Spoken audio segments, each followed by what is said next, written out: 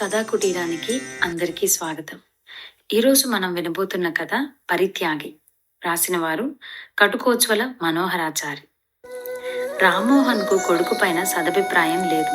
ఆ మాటకొస్తే పని చేయని ఎవరి కొడుకులపైన ఆయనకు సద్భావన కలగదు. చదువుకునే దశలో చదువుకోవాలి, చదువు చాలనిపిస్తే ఏదో ఒక ఉద్యోగంలోనో సొంత పనిలోనో స్థిరపడిపోవాలి. అంతేకాని పని పాట లేకుండా బలాదూరుగా తిరిగి రావడం ఆయనకు నచ్చదు. ఈ విషయంలో కొడుకైనా మరొకరైనా ఆయన అభిప్రాయం అదే. 4-5 ఉద్యోగాలు మానేశాడు రాజీవ్. వాళ్ళ వీళ్ళ చెప్పు చేతుల కింద పనిచేయడం ఇష్టం లేనట్లు ప్రవర్తిస్తుంటే కొడుకు కోసం సొంతంగా పుస్తకాల షాపు పెట్టించాడు రామ్మోహన్.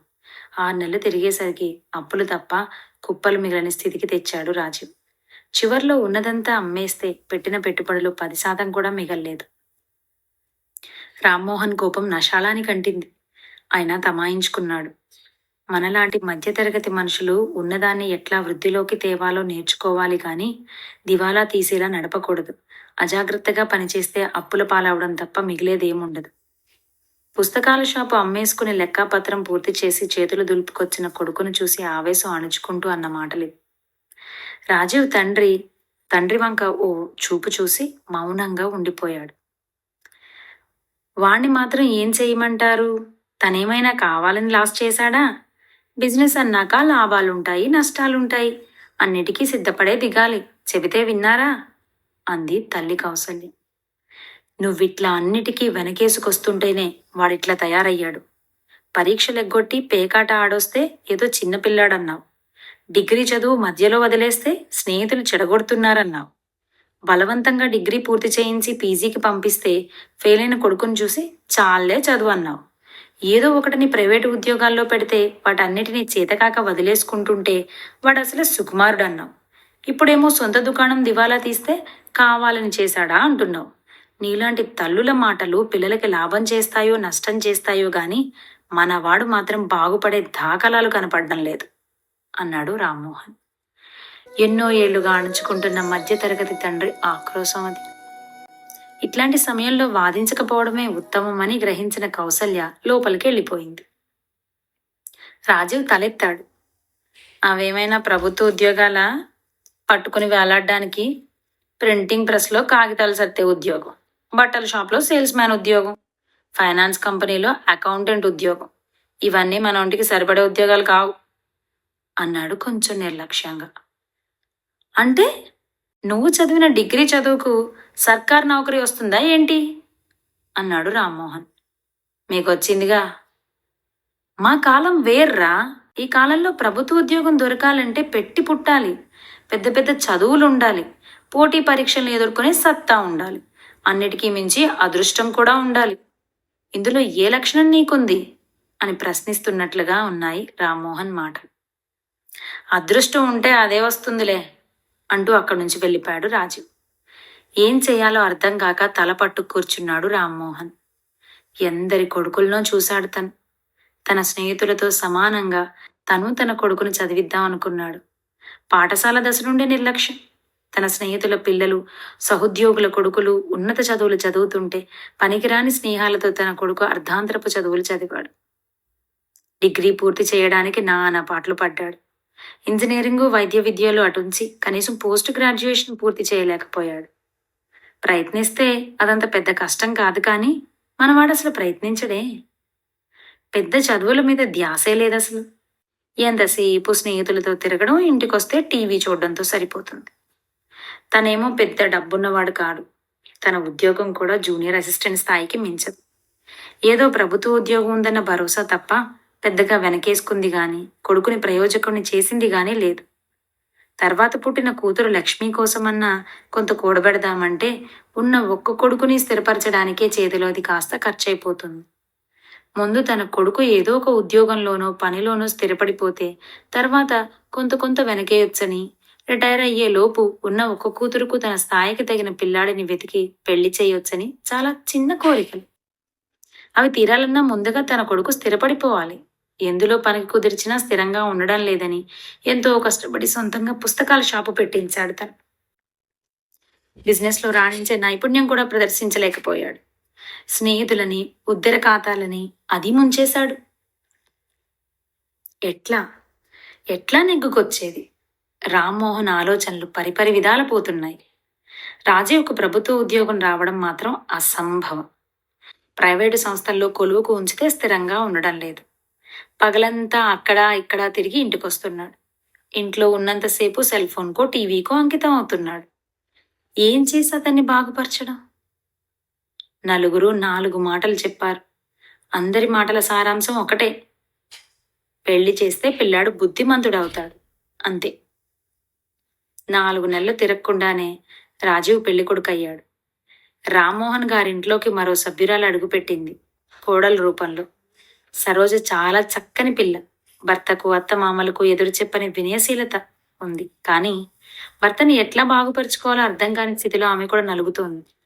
పెళ్ళయ్యాక కూడా తాను ఏదో ఒక పనిలో కుదురుకోవాలనే ధ్యాస లేకుండా పోయింది రాజీవ్కు. తండ్రి నానా తంటాలు పడి ఓ ప్రైవేటు బ్యాంకులో రికార్డ్ అసిస్టెంట్గా పని ఇప్పించినా నెల తిరగకుండానే మానేసి వచ్చేశాడు. కొడుకు కోడల్ని చూసుకోవడంతో పాటు డిగ్రీ చదువుతున్న కూతురు పెళ్లి కోసం ఎలా సన్నద్ధం కావాలో అన్న ఆలోచన రామ్మోహన్ను ఆందోళనకు గురిచేస్తుంది. కొడుకు ప్రయోజకుడు కాకుండానే ఎదిగిన కూతురు కళ్ల ముందు తిరుగుతుంటే తను చేసే చిరుద్యోగంతో ఎట్లా నెట్టుకు రావడమో అర్థం కాని స్థితిలో ఉన్నాడు రామ్మోహన్. కాలం పరుగులు తీస్తున్నా రామ్మోహన్ కుటుంబ పరిస్థితుల్లో మెరుగుదల లేదు. రాజీవ్ తండ్రయ్యాడు. మనవడు పుట్టిన ఆనందం ఒకవైపు, కొడుక్కి స్థిరమైన ఉద్యోగం లేదన్న ఆవేదన మరోవైపు. డిగ్రీ పూర్తి చేసి పై చదువులు చదవాలని ప్రయత్నిస్తున్న కూతుర్ని చూస్తుంటే ఒకవైపు సంతోషం, మరోవైపు బెంగ. ఈలోపు తనకు రిటైర్మెంట్ వయసు కూడా ముంచుకొస్తున్న విషయం రామ్మోహన్ను మరింత మనోవేదనకు గురిచేస్తుంది. ఆ రోజు సాయంత్రం ఆఫీస్ నుండి రావడంతోనే ఆయాసంగా అనిపించడంతో బెడ్ పైన వాలిపోయాడు. రాత్రి జ్వరం కూడా తగిలింది. తెల్లవారేసరికి జ్వరం ఆయాసం ఎక్కువ అవడంతో దగ్గరలో ఉన్న ప్రైవేట్ ఆసుపత్రికి తీసుకెళ్లారు. ఆసుపత్రిలో వీలైనన్ని పరీక్షలు చేశారు, కానీ వ్యాధి నిర్ధారణ చేయలేకపోయారు. చివరగా పని ఒత్తిడి వల్ల కలిగే సాధారణ సమస్య అని తేల్చి ప్రాథమిక చికిత్స చేసి పంపించేశారు. రామ్మోహన్ తేలిగ్గా తీసుకున్నా ఎక్కడో ఏదో అనుమానం. ఇంతకు ముందులా తన శరీరం తనకు సహకరించడం లేదన్న విషయం అర్థం అవుతూనే ఉంది. ఉండబట్టలేక మరుసటి రోజు కరీంనగర్లోని ఓ కార్పొరేట్ ఆసుపత్రికి వెళ్లి పరీక్ష చేయించుకున్నాడు. కొడుకుని ఎందుకు ఇబ్బంది పెట్టాలనుకున్నాడేమో తోడలుడు రాజేశాన్ని వెంట పెట్టుకుని వెళ్ళాడు. హాస్పిటల్ వాళ్ళు రకరకాల పరీక్షలు చేసి రామ్మోహన్కు వచ్చిన జబ్బేమిటో తేల్చేశారు. అది విని రామ్మోహన్తో పాటు వెంట వచ్చిన రాజేశం కూడా హతాశుడయ్యాడు. ప్రారంభ దశలో గుర్తించారు కనుక ఆపరేషన్ చేస్తే ప్రయోజనం ఉంటుందని, లేకుంటే సంవత్సరం కూడా బతకడం కష్టమని అన్నారు. 10 నుండి 12 లక్షల దాకా ఖర్చు అవుతాయన్నారు వైద్యులు. అసని పాతంలాంటి వార్త. రామ్మోహన్ కళ్ల ముందు పెళ్లికెదిగిన కూతురు లక్ష్మి, ఉద్యోగం లేక తన మీద ఆధారపడ్డ కొడుకు కోడలు, సంవత్సరం కూడా నిండని మనవడు, ఎప్పుడూ తన యోగక్షేమాల కోసం పూజలు వ్రతాలు చేసే భార్య కనిపించారు. 12 లక్షలు ఎక్కడి నుంచి తేవాలి? తనేమి ఆస్తిపాస్తులు కూడబెట్టలేదు. ఎట్లా? మరో సంవత్సరంలో రిటైర్ కాబోతున్నాడు. రిటైర్మెంట్కు రాబోయే డబ్బుతో కూతురికి పెళ్లి చేయాలనుకున్నాడు. ఆ డబ్బులు తన జబ్బుకు ఎట్లా మళ్ళిస్తాడు? అయినా అప్పటి వరకు ఈ వ్యాధితో తను బతుకుతాడా? మరి తనే పోతే? అతని ఒళ్ళు క్షణకాలం జలజరించింది. మానసికంగా ఒక్కసారిగా కుంగిపోయాడు. వెంటొచ్చిన తోడల్లుడు కల్పించుకున్నాడు, అన్నయ్య, ఈ ఆసుపత్రి పెద్దగా నమ్మకమైంది కాదు. మా బంధువులు స్నేహితులు చాలా మంది మోసపోయారు ఇక్కడ. లేనిపోనివి చెప్పి పేషెంట్లను పీల్చి పిప్పి చేసిన ఘటనలు చాలా ఉన్నాయి. ఈ కార్పొరేట్ ఆసుపత్రిలే అంతా. మనం మరో చోట చూపించుకుందాం అన్నాడు. రామ్మోహన్కు దూరం అవుతున్న ఆశలు మళ్లీ చిగురించాయి. పద అన్నాడు. అప్పటికే తడిసి మూపుడైన బిల్లు చెల్లించి బయటపడ్డారు. రామ్మోహన్ బాగా ఆలోచించాడు. ఆయనకు ఒక ప్రైవేటు వైద్యులను నమ్మాలనిపించడం లేదు. ప్రభుత్వ ఆసుపత్రుల్లో చూపించుకుంటే ఈ మధ్య గవర్నమెంట్ ఆసుపత్రులు బాగా మెరుగుపడ్డాయట. ఆ మాట చెప్పాడు రాజేశంతో. అతను అవునన్నాడు. సాయంత్రానికి జగిత్యాల ఏరియా ఆసుపత్రిలో జాయిన్ అయిపోయాడు రామ్మోహన్. మళ్ళీ టెస్టులన్నీ చేశారు. ఇక డాక్టర్ యువకుడు రామ్మోహన్తో కూలంకషంగా అన్నీ మాట్లాడాడు. 2-3 గంటల తర్వాత డిశ్చార్జ్ చేశారు. మందులు తీసుకుని హుషారుగా బయటకు వస్తున్న రామ్మోహన్ను తోడలుడు రాజేశం ఆసక్తిగా చూశాడు. ఏం చెప్పారు డాక్టర్ గారు? నువ్వు చెప్పిందే నిజం. పెద్ద ఆసుపత్రి అని వెళ్తే పెద్దగా మోసం చేద్దామని చూశారు.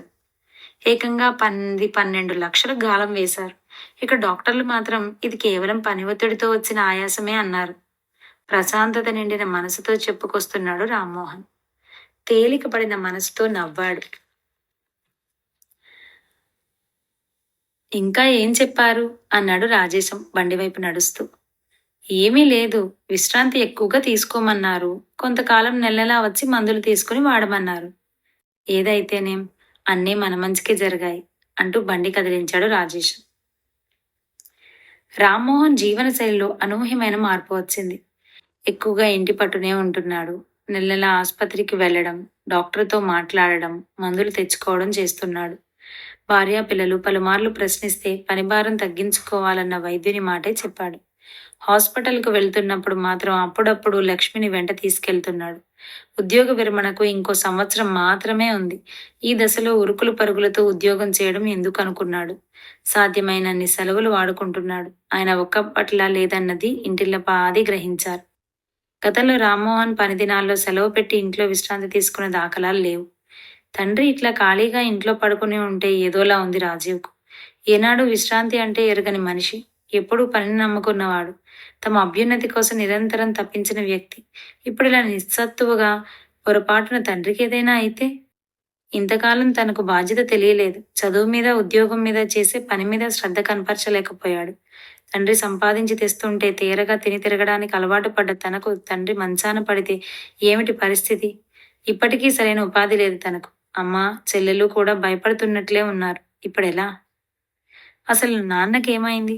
తనేం చేయాలి? అతనిలో ఆలోచనలు సుడిగుండాలు. ఆ రాత్రి తండ్రి తనను చెల్లెల్ని పక్కన కూర్చోబెట్టుకుని, నీ ఉద్యోగం, చెల్లెలి పెళ్లి ఇంకా మిగిలిపోయే ఉన్నాయి అన్నాడు. తనేమీ మాట్లాడలేకపోయాడు. తెల్లారేసరికి నిద్రలోనే కన్నుమూశాడు రామ్మోహన్. లక్ష్మీ వెడ్స్ డాక్టర్ వినయ్ అనే అక్షరాలు మంటపం గోడకు మెరుస్తున్నాయి. వాటికి ముందు పందిట్లో లక్ష్మి వరుణి తలపై తలంబ్రాలు వేస్తోంది. పక్కనే పెళ్లి బాధ్యతలు మోస్తూ రాజీవ్, సరోజ దంపతులు. ఆ పక్కనే తల్లి కౌసల్య. భర్తపై సంవత్సరం గడిచిన బాధను కూతురు పెళ్ళవుతున్న సంతృప్తి కనిపిస్తోంది. పెళ్లి మండపం బంధుమిత్రులతో సందడిగా ఉంది. తలంబ్రాల కార్యక్రమం కొనసాగుతుంది. రాజీవ్ కళ్ళలో సంతృప్తితో కూడిన ఆనందం, మనిషిలో నిండుదనం కనిపిస్తుంది. అప్పటికి రామ్మోహన్ చనిపోయి సంవత్సరం గడిచిపోయింది. ఆయన పోయే నాటికి ఉద్యోగ విరమణకు ఇంకా 2 నెలల సమయం ఉంది. అప్పటి కొడుక్కి ఉద్యోగం లేదు. చదువాగిపోయిన కూతురు పెళ్ళీడు వయసులో ఉంది. ఆస్తులు లేవు, ఆదుకునే వాళ్ళు లేరు. కుటుంబాన్ని చుక్కాని లేని నావలా మార్చి తండ్రి తమను వదిలిపెట్టిపోవడం రాజీవ్ జీర్ణించుకోలేకపోయాడు. అయితే తండ్రిపైన బాధ నుండి విముక్తుడు కాకమునిపే తండ్రి ఉద్యోగం కొడుక్కి లభించడం పెద్ద ఉపశమనం. నడి సముద్రంలో కొట్టుకుంటున్న వాడికి ఒడ్డును చేర్చే నావ దొరికినట్లయింది రాజీవ్కు.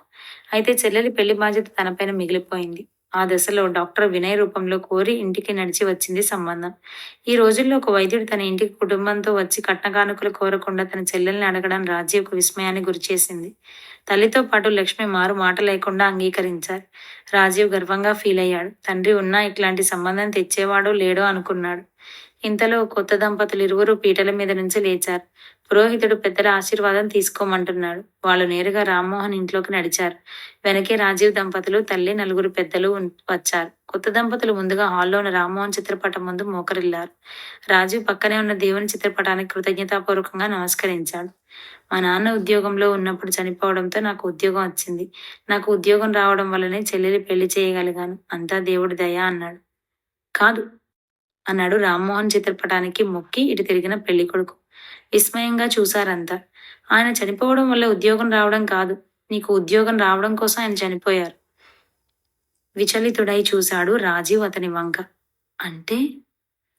తనకు వచ్చిన వ్యాధికి చికిత్స చేయించుకుంటే లక్షలు ఖర్చవుతాయని చికిత్స నిరాకరించారు మీ నాన్న. రిటైర్మెంట్ తర్వాత చనిపోతే కొడుగ్గా నీకు ఉద్యోగం రాదని కేవలం నీ కోసం తను చికిత్స చేయించుకోలేదు. ఉద్యోగ విరమణకు ముందే మరణాన్ని చేజేతులా ఆహ్వానించారు. చికిత్స చేయించుకున్నా ఎక్కువ కాలం బతకనన్న విషయం తెలుసుకుని అప్పటికి తన కొడుక్కి ఉద్యోగం లేక, కూతురు పెళ్లికి డబ్బు ఉండక తన వారి గతేమవుతుందోనని ఆలోచించి తన కుటుంబం కోసం జీవితాన్ని త్యాగం చేసిన ఉత్తముడాయన. రాజీవ్ హృదయం భారంగా మారింది. ఇదంతా మీకెలా తెలుసు? ఆయనకు వైద్యం చేసిన డాక్టర్ నేనే. అంతటి త్యాగమూర్తి బిడ్డకు చేయూతనివ్వాలని, ఆయన ఆత్మ కొంతైనా సంతృప్తి చెందాలని లక్ష్మిని ఏరి కోరి పెళ్లి చేసుకున్నాను. దేవుడు ఇంకెక్కడో లేడు, పరిత్యాగి అయిన మీ తండ్రి రూపంలో ఉన్నాడు. అక్కడ అందరి కళ్ళు నీళ్లతో నిండిపోయాయి. రాజీవ్ చలించిపోయాడు. అవును బావా, ఇంతకాలం మా దేవుణ్ణి మేమే గుర్తించలేకపోయాం అంటూ కళ్ళ నీళ్లతో తండ్రి చిత్రపటం ముందు వాలిపోయాడు. అతని వెనకే ఇంటిల్లపాది మోకరించారు. విన్నారుగా, మరొక సరికొత్త కథతో మళ్ళీ మన కథా కుటీరంలో కలుద్దాం. కథాకుటీరానికి స్వాగతం.